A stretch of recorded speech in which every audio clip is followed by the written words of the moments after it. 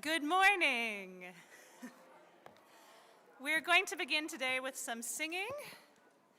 And I have some friends who are going to come help me out today because the piece we're going to sing today, Circle Round for Freedom from our gray hymnal, number 155, if you're interested, has some really, really beautiful harmonizations that I would love for you to hear and join us in.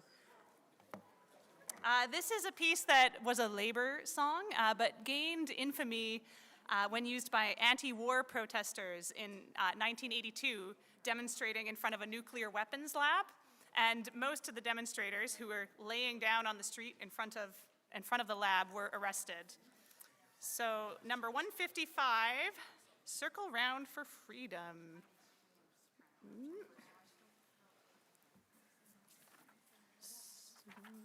Okay, thank you. So ready?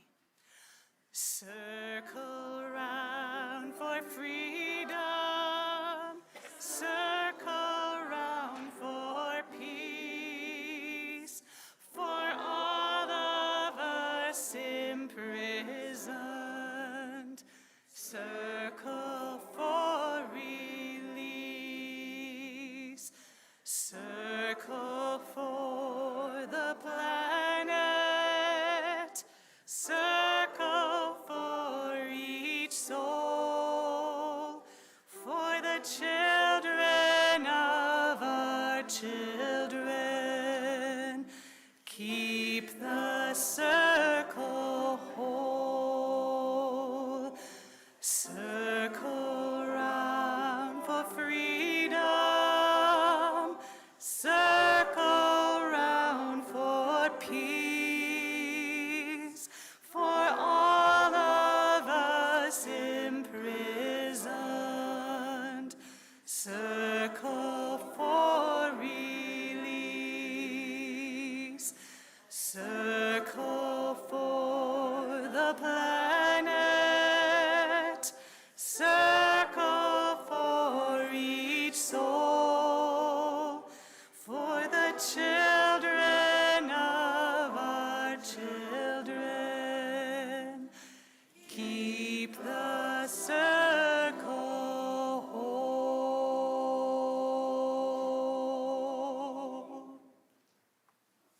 Thank you. And thank you, Chalice.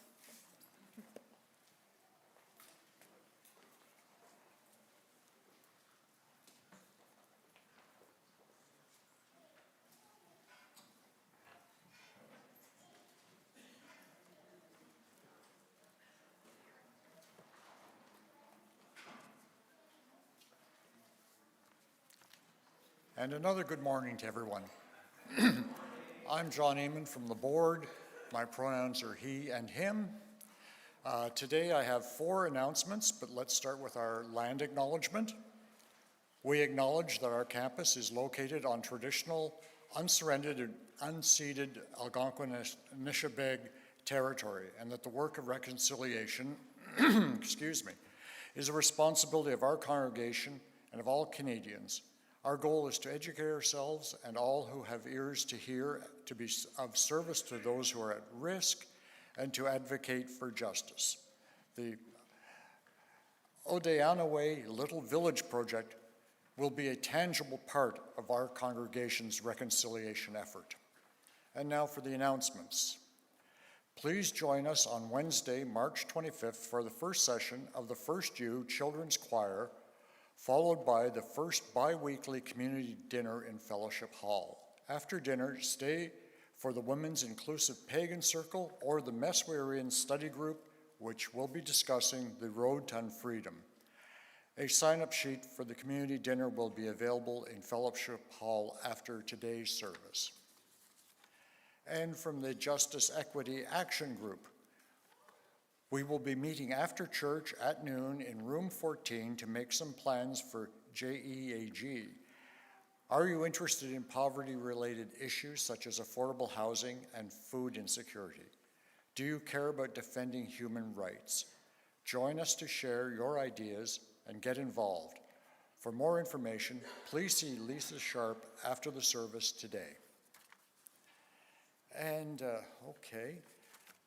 Our adult learning and growth team will soon be holding map making, navigating your spiritual journey at FirstU. This 6-session in-person program begins this Tuesday evening, March 24th, here at FirstU. It runs to May 5th with no session on March 31st. The map-making program is ideal for newish congregates, but for longtime ones are welcome as well. In this program, you will connect with others, reflect on your concepts of spirituality, faith, and UU principles. Learn about the congregation and the UU realm, considering what belonging to FirstU means, and develop your credo of who and where you are on your faith journey.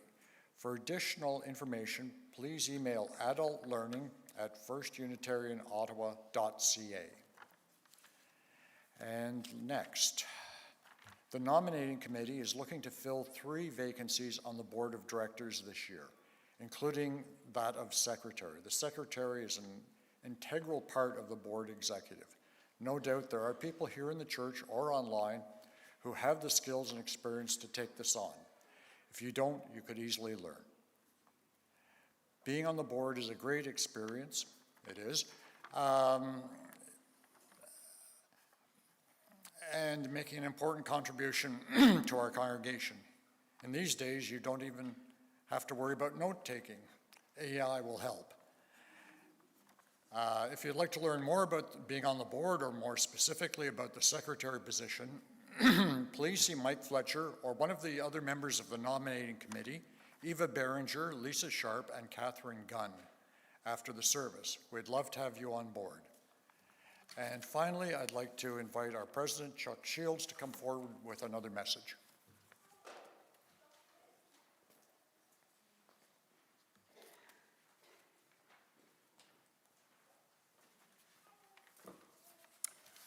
Good morning, everyone. As John said, I'm Chuck Shields, president of the board, use he, him pronouns. I have a little message that follows up on something that I said recently in the Aspire article. A little less than a year ago, following a rapid 2-month search, the FirstU board and Reverend Laura signed a contract for her to become our minister for 3 years. At that time, we agreed that around the end of this year, we and she would enter a process of discernment, decide whether to move forward beyond that contract to call her as our settled or long-term minister. At this point, I think we all would agree that everything's going very well, and I know she certainly agrees. She has asked that part of this discernment process that we as a congregation identify the direction we want to go as a congregation, so she can decide whether she aligns with whether that aligns with what she believes she can offer as a minister. At the upcoming annual general meeting on April 26th, the board will be proposing a task force of congregation members to guide this process. The task force will identify the information we already have gathered about our desired direction and will organize a process for congregation members to provide additional information. This process will involve the whole congregation. The task force will pull together this information, digest it, and then share the results in preparation for a congregational meeting that will vote on whether to call Reverend Laura as our settled long-term minister. I would expect that meeting to be held at the end of this year or very early next year. The exact timing will be decided by the task force. To reiterate, I think we all agree that everything is going well, and I know Reverend Laura agrees. I and other board members would be very happy to talk with any of you who have questions about the process. We look forward to a stimulating and positive conclusion. Thanks very much.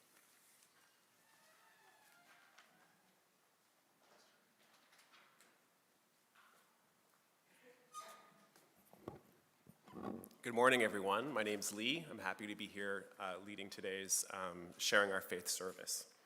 It's so good to be together this morning. If this is your first time at FirstU, or if you've been here for decades, know that you are welcome. If you're joining us online, we're so glad you're with us also. Please share a greeting with one another in the chat. Whoever you are, however you express yourself and your love in the world, whatever brings you to our sanctuary this morning, know that in this place, your gifts and wounds, your laughter and your tears are welcome.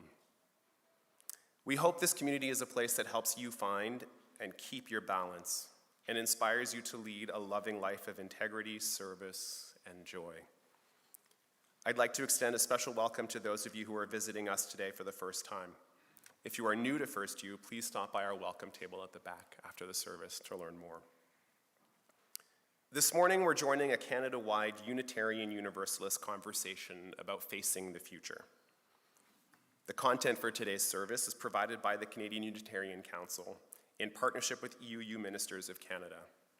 The service was created by Reverend Karen Fraser Gitlitz using insights, questions, and themes from the Canadian UU's Read conversation last fall. We have 3 players today for our Readers Theater: Safia, Lori, and Kate. Thank you in advance for your participation today. There will be a handout included in next week's EUU. The handout will list all of the books and include some of the quotes and reflection questions from today's service. So, are we ready to Sunday? Please rise now in body and spirit and join us all in singing our opening hymn, Sharing This Journey.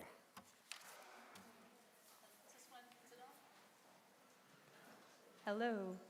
This is a new one, unfamiliar, so just feel free to join in when you feel ready. It's by Canadian singer-songwriter Wendy Luella Perkins, and she's also an ordained UU minister. So here we go. Glad to be sharing this journey with all of its beauty, its heartache and love. Oh, the seasons keep changing and turning. Come dance as we circle round the sun. Glad to be sharing this journey with all of its beauty, its heartache and love. Oh, the seasons keep changing and turning. Come dance as we circle round the sun. Glad to be sharing this journey with all of its beauty, its heartache and love. Oh, the seasons keep changing and turning. Come dance as we circle round the sun. Glad to be sharing this journey with all of its beauty, its heartache and love. Oh, the seasons keep changing and turning. Come dance as we circle round the sun. Come dance as we circle round the sun.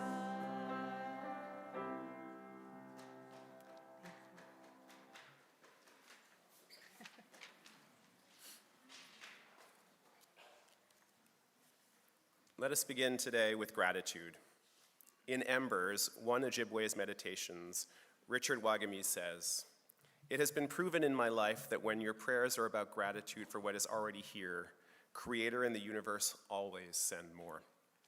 Always. When you pray for what you want, Creator and the universe only hear the wanting, and that's what you create, more wanting. Be thankful. Offer prayers of gratitude for the blessings already in your life, whether health, prosperity, or productivity, and more blessings will come." Today, with the help of two little helpers,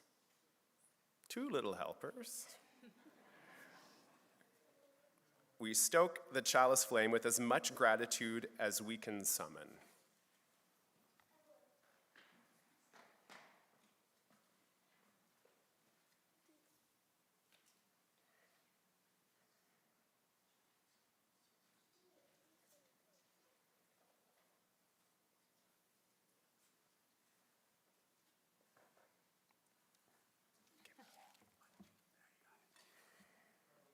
you very much.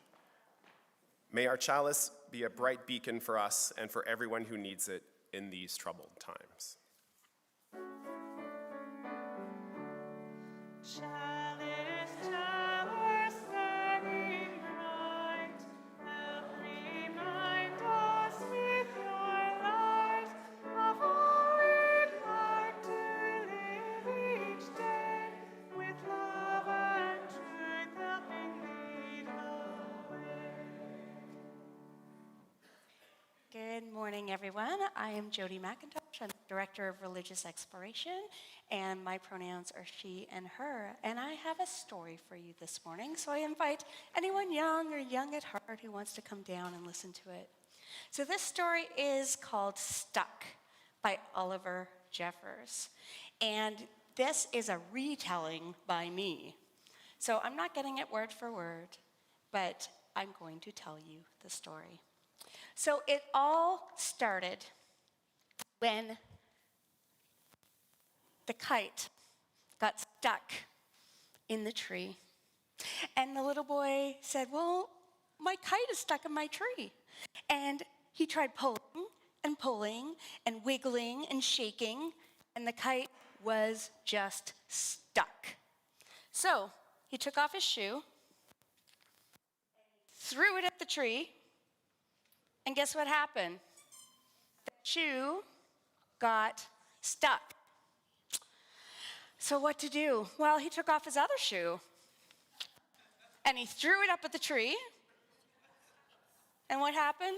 The shoe got stuck. Okay, well, the little boy decided to fetch his neighbor's cat, Mitch.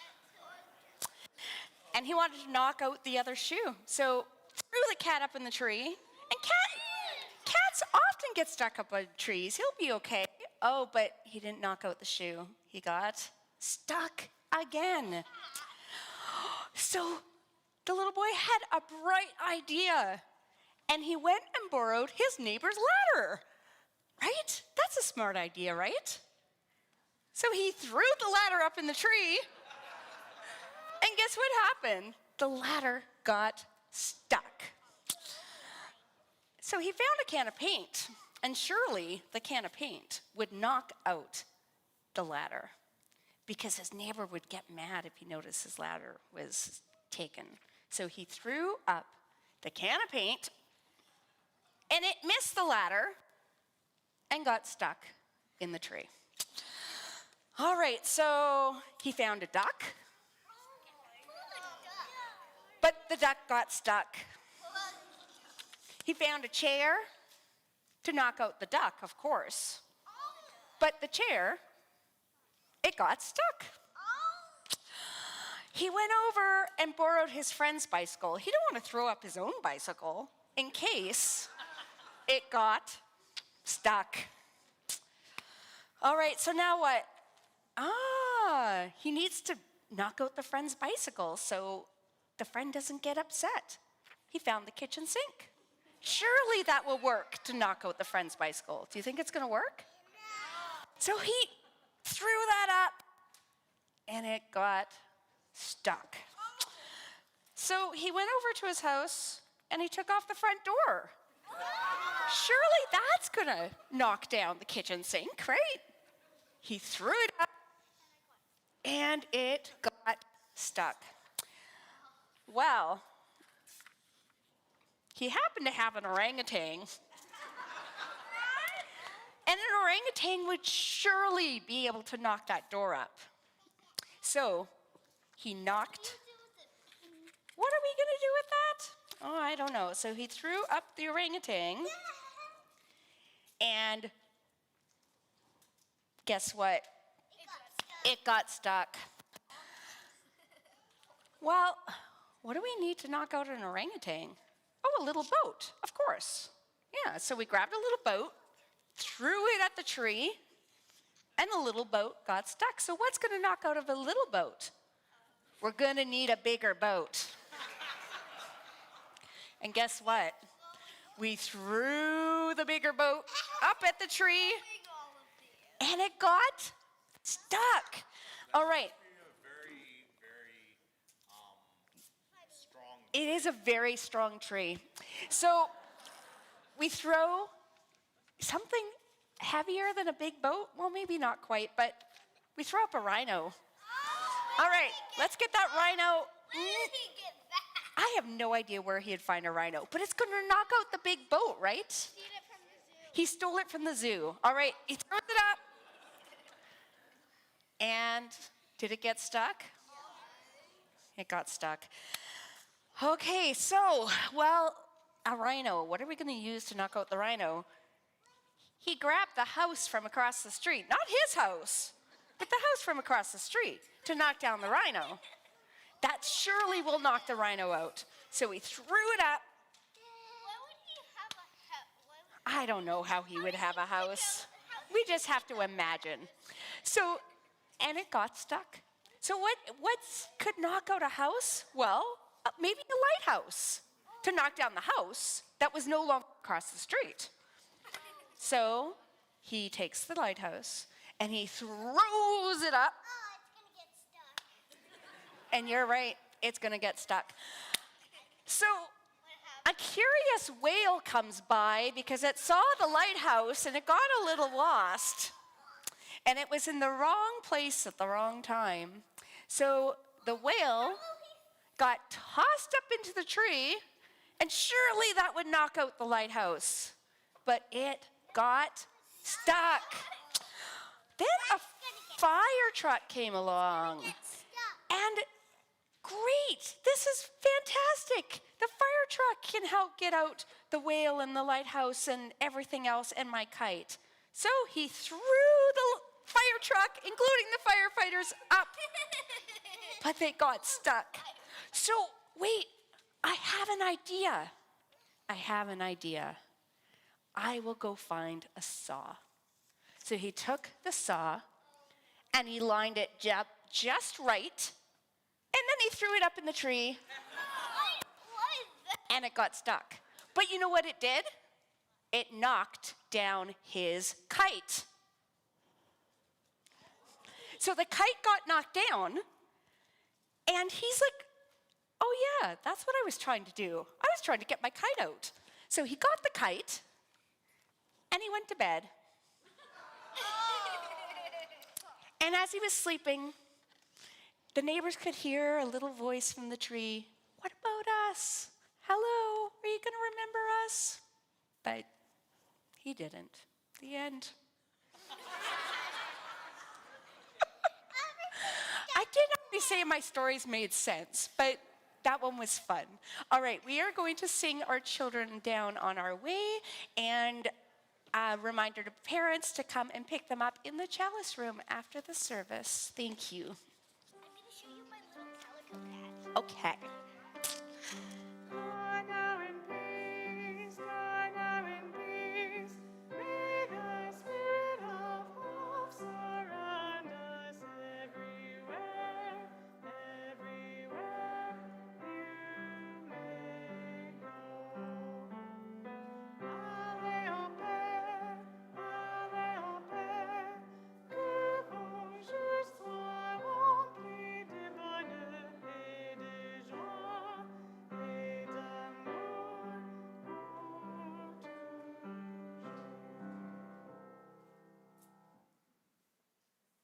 Good morning.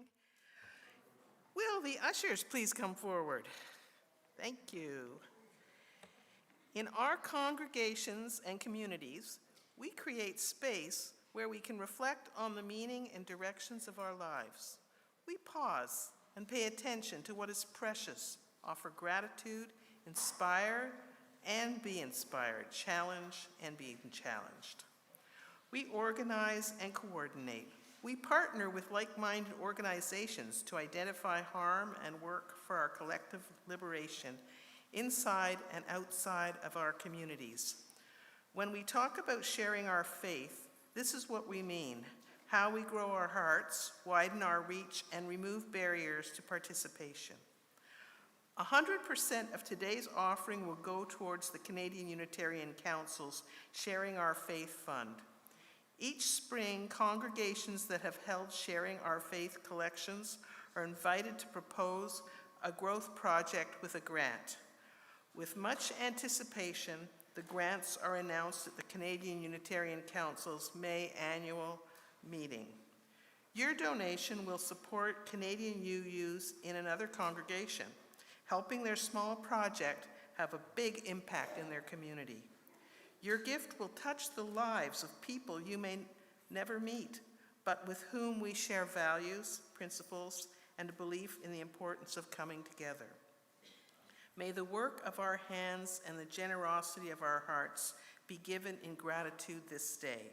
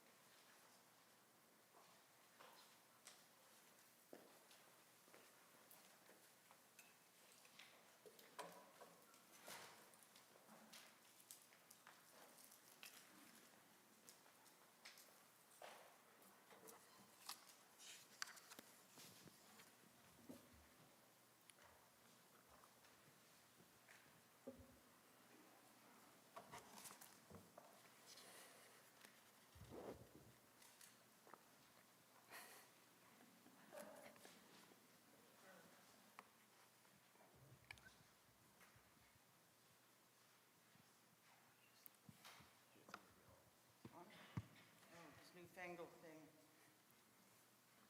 When shall we three meet again? In thunder, lightning, or in rain? When the hurly-burly's done, when the battle's lost and won. Wrong century, I think.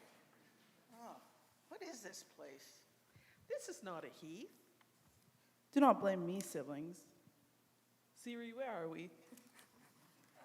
Hello, beings of spirit, spectral threesome. Welcome to the beginning of the second quarter of the 21st century. This is the First Unitarian congregation of Ottawa. Well then, perhaps I'm old-fashioned, but this 21st century still bears the marks of the hurly-burly. Fair is foul, and foul is fair.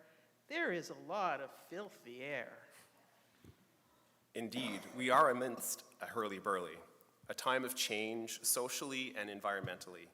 But Eye of Newt is not an answer for our times. We seek to learn how we may wend our way intact, inside the whirling wind around us, as individuals, as families, and as a congregation. Have you seen some wisdom from your travels to share with us? I think we have a thought or two to share, some wisdom from our realm. Siblings, let us prepare. While you three confer, I will share a reading. In The Eloquence of Silence, Thomas More reflects on folk stories and the value of silence. In the chapter called Rotting Bamboo, Moore tells the story of a Zen Buddhist nun who had been struggling with her meditation practice. Moore writes, "One night when the moon was big, she carried water in an old bucket bound with bamboo. The bamboo broke and the bottom of the bucket fell off. In that instance, Chiyono was liberated. To mark the moment, she wrote this poem. I did everything to keep the bucket from breaking, because the bamboo was rotting and would soon give out. Finally, the bottom gave way. No water in the bucket, no moon in the water." Moore asks us how many aspects of our lives have run their course, but we keep at them anyway. Some things are not so significant, an old frayed shirt in a closet, or a pair of shoes with holes in them. Other things are highly significant, a rusting career or relationship. We keep them and probably don't realize how they stop up the flow of life in general. The nun in the story is not only carrying a bucket that is coming apart, she is bearing the weight of water and the reflection of the moon. That's far too much to carry. Important and precious things do get old and fall apart. The house you've been living in may no longer be appropriate and meaningful. The way you spend your holidays and leisure time may be showing its limitations. It may be time to try something new. Don't carry it around any longer. Always try to see the bamboo rotting.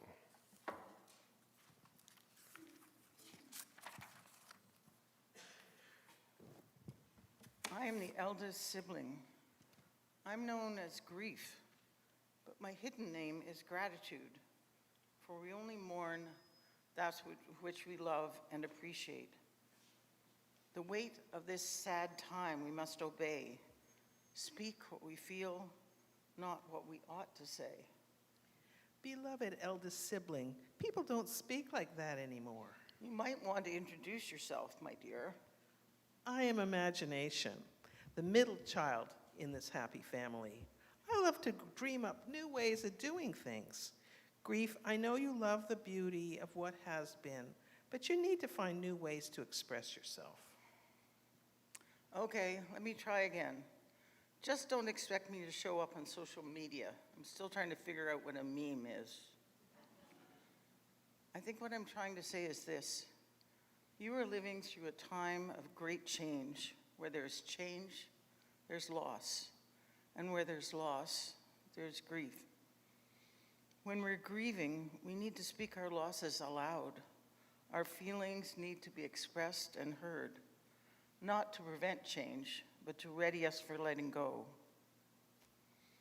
Trying to paper over the loss won't help us. If we leap ahead to the next thing right away, we don't learn about the loss and why it matters. What's wrong with leaping? Introduce yourself, please. My name is Action. Some know me as Courage. I'm the youngest sibling and possibly the least patient. I'd rather be doing than talking. So what's wrong with leaping? Let's make a decision and go with it. I'm not against you, Action. Action is necessary. It's the motivation of the action that matters. I'm concerned about big actions that shut down choices before we know where the energy is rising. Sometimes the push to choose a direction is driven by the anxiety of the unknown.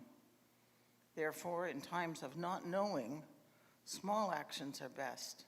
Little experiments that give us more information about what works, and even more importantly, what doesn't work. Are you talking about liminal space? Liminal space is my realm, the realm of possibilities. I love how Susan Beaumont distinguishes between liminal space and problem-solving space. As individuals and communities, we go through cycles. Sometimes we have fallow times. Sometimes we need a season of rest. Sitting in these less visibly productive times can feel awkward. For some of us, the producing times are more comfortable.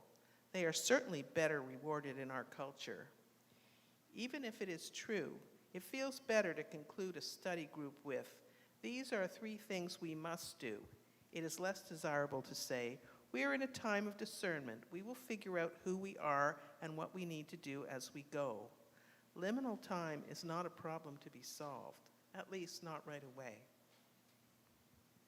Another big word. What's discernment? Discernment is when we sift through our experiences to find the meaning for this moment. It's not a time to keep busy either. It's a time to simplify and slow down, to follow Thomas Moore's recommendation, and keep extra space in the calendar to allow people and events time to open and unfold. Make time for discernment. Storytelling is a great activity for liminal times. Invite people to tell their stories of how it was. Those of us witnessing the story are listening for the underlying values. As listeners, we can help hear the meaning into being. When this happens, the wisdom from the story becomes communal rather than individual. The grief is shared, and it's easier to hold. Change is necessary, it's part of life. But the past still has deep value, not as a roadblock, but as wisdom, as something to be cherished. Learning how needs and values were expressed in earlier times informs our understanding and helps us figure out how the same or similar values might be expressed in this moment. So the actions of today will be different, but they'll be informed by how well we understand our past. Yes, we want to be informed by the past without trying to recreate it. It's the nature of grief to want to hold on to what we had. Even when we are delighted with a change, there we might bump unexpectedly to sadness or longing. We can be proud of the young adults our children have become and still feel a pang for the closeness of our relationship in younger years. The same is true in community. Grieving well as a community is a balancing act. It seems that many of you are Unitarian Universalists. You belong to a long, evolving tradition. Right now, you have 8 principles. And right, there may be some among you who love the principles as they were written when you first came to the congregation. Maybe there's some among you who like your congregation's mission statement as it was written when you first became a member. Somehow the words have a ring that's never matched by later versions. There's nothing wrong with cherishing the words that brought you into this community. That's a beautiful thing. Just remember that the people who joined afterwards are often equally attached to the way it was when they joined. And the people who are joining now need our faith to express something that is true for them in this moment. We can be a large enough tent for all that we love. That reading about Thomas More, about things getting old and falling apart, it makes me uncomfortable. I guess because it tells me that my efforts right now are going to be some future person's rotten bamboo bucket. I don't usually think about the temporariness of life this way. As my friend Augustine said, time never lapses. Thomas Merton asked us to identify whether there are things that we're holding on to that are already in the past. This is hard work. It is grief work and the first step in gratitude. Make time to give thanks for what was received. Treasure and appreciate what has shaped your life. Each day, life is streaming by us, flowing into the past, even when we aren't watching it.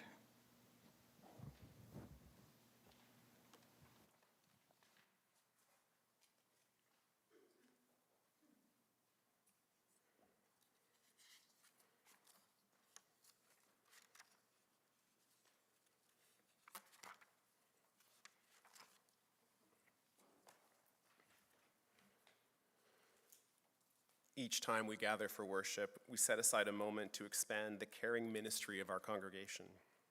We gather here together, trusting that this community is wide enough and deep enough to hold us both in our sorrows and our joys, in our challenges and our celebrations. Together we recognize the cycle of life and death, the circles of love, compassion, and witness that is at the center of this and every sacred community. Let us prepare our hearts for this time of sharing with the sounding of our bowl.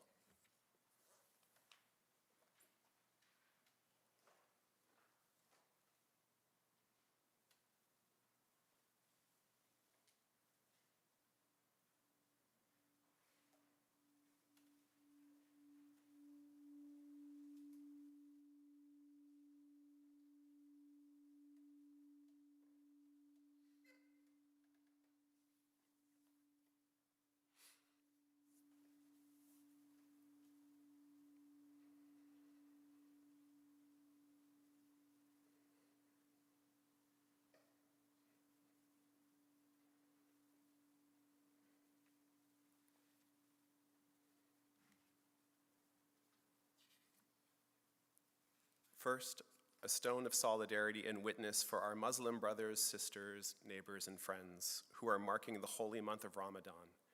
May the upcoming celebration of Eid and the breaking of the fast be a time of celebration, of love, and of peace.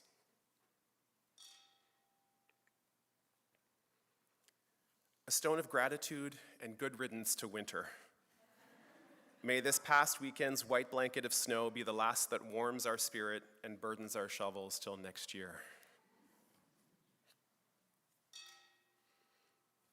A stone of joy for the longer days, the budding trees, the cardinals at the feeder, and the kids on bikes in the streets, the surest signs of spring.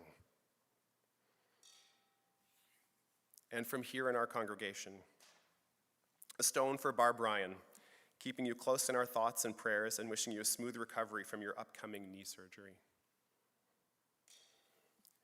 And a stone for Matilda Samuel, holding you in our caring thoughts as you continue to navigate your cancer journey with such grace and fortitude, wishing you peace and comfort.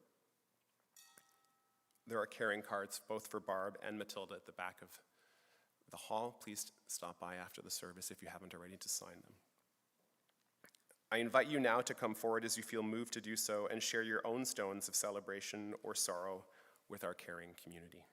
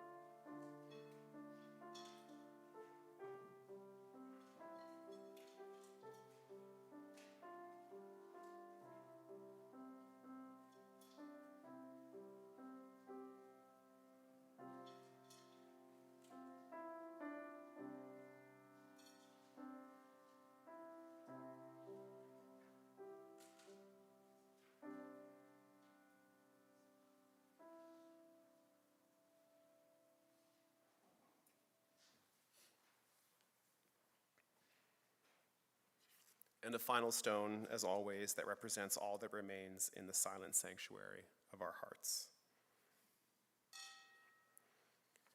Let us join in a moment of silent reflection or prayer to lift all that has been shared today.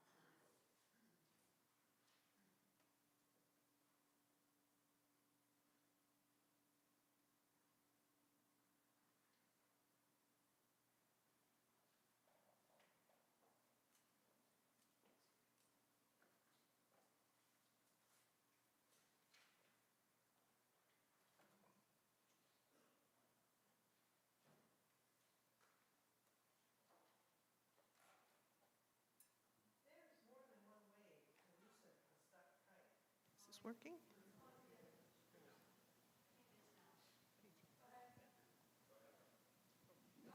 Oh, it's working? Okay, sorry. There's more than one way to loosen a stuck kite. 2 examples for you. Jane McGonigal is interested in gamers. Computer gamers learn empathy, empowerment, team building, purpose, and other skills in online gaming communities. McGonigal's research asks and demonstrates how to bring these skills into real life. The late Joanna Macy was interested in ritual and movements. She wrote guided meditations and created powerful group experiences. One of her most well-known experiences, the Council of All Beings, invites participants to name their climate grief and connect with a species or being that is threatened. Through the framework of ritual, people connect and speak for the beings who have no words. Both McGonigal and Macy are interested in mindset and how our mindset shapes our future-focused actions. Joanna Macy is known for her work with deep time. She helps us situate ourselves on a timeline that goes back into prehistory and beyond that, back to the origins of the earth. In Imaginable, Jane McGonigal looks in the other direction towards the future, inviting us to think about our organization as if it were 10 years in the future and we had achieved all our goals. What does the best future version of our congregation look like? The point of 10 years is that it is far enough away that we feel time is abundant. Unless, of course, we think we might not be living 10 years from now. That could have a different effect. In that case, you pick a shorter time. It needs to be several years in the future because pushing the end date into the future changes how we think and plan. That far into the future, we tend to be less stuck in our own stuff. We can think more openly, make plans, and take in others' perspectives. Then, when the future challenges actually arrive, we're calmer, less anxious, and more prepared to deal with the unexpected. Thought experiments, games, rituals, and guided meditations are all ways to play with our brains and bodies to encourage openness and creativity in times of stress. I just noticed something. All of these practices are best done in community, whether we're celebrating what we loved but who we used to be, or cherishing those with different opinions on an issue, or gathering to play games, or creating a ritual. We are all doing it together.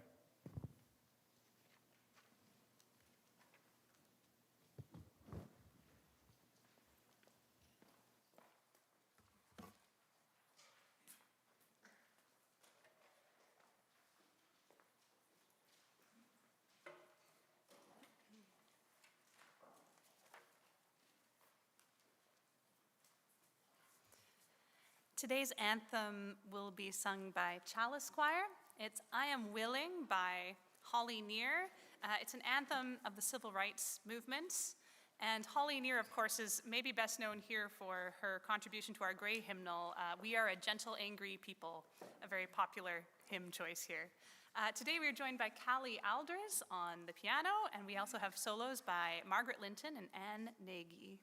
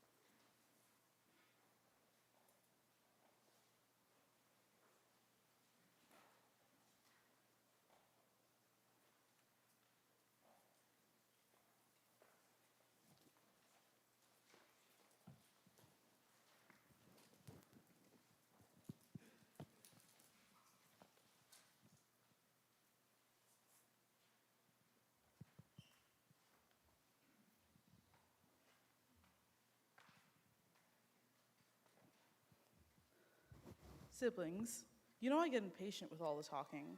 I just want to do something, and there's a lot that needs doing. So why not start now? I hear you saying my motivation matters, how I begin shapes my impact.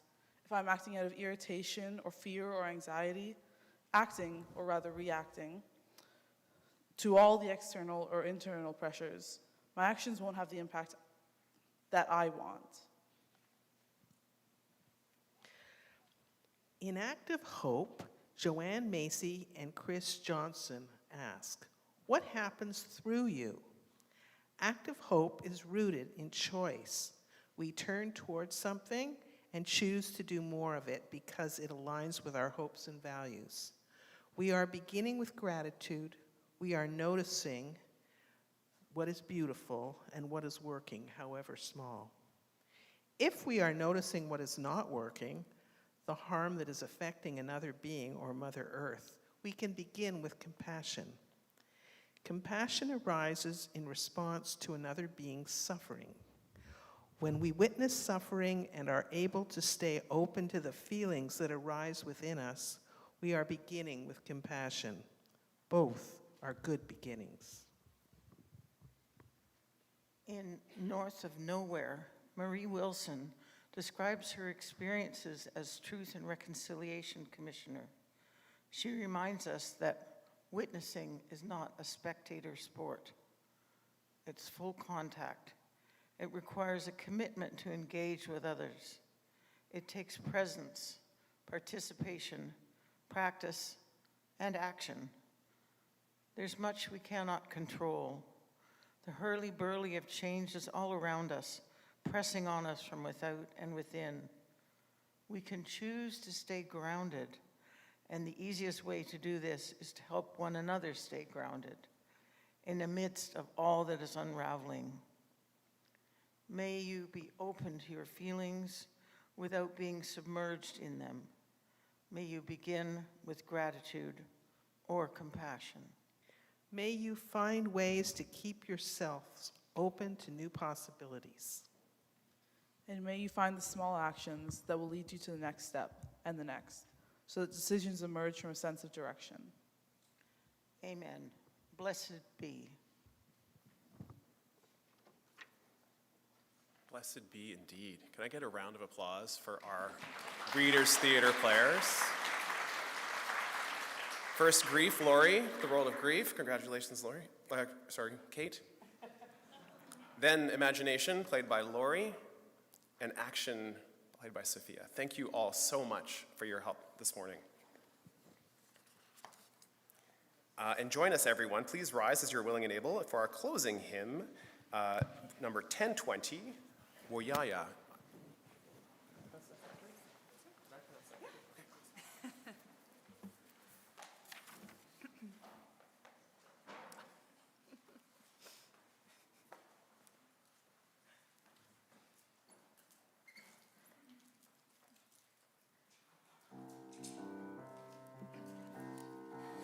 We are going, heaven knows where we are going, but we know within, and we will get there. Heaven knows how we will get there, but we know we will. It will be hard, we know, and the road will be muddy and rough, but we'll get there. Heaven knows how we will get there, but we know we will. Woyaya, woyaya, woyaya, woyaya. We are going, heaven knows where we are going, but we know within, and we will get there. Heaven knows how we will get there, but we know we will. It will be hard, we know, and the road will be muddy and rough, but we'll get there. Heaven but we know we will. Woyaya, woyaya, woyaya, woyaya, woyaya, woyaya, woyaya, woyaya.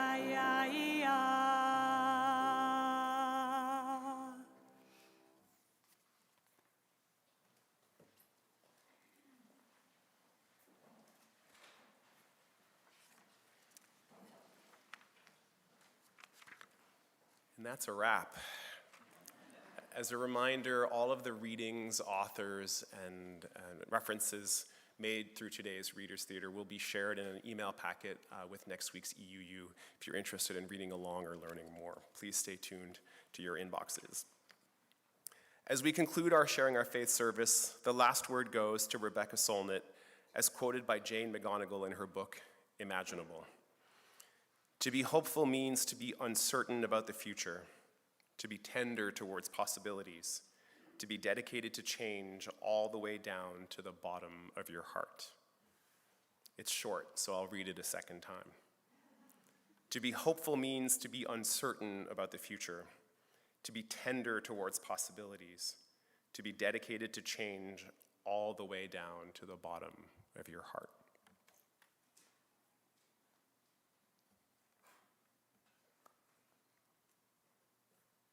Our chalice is extinguished. Let us go forth and remember that we are a people who practice hope. Happy Sunday. Please join us in our closing song, Spirit of Life.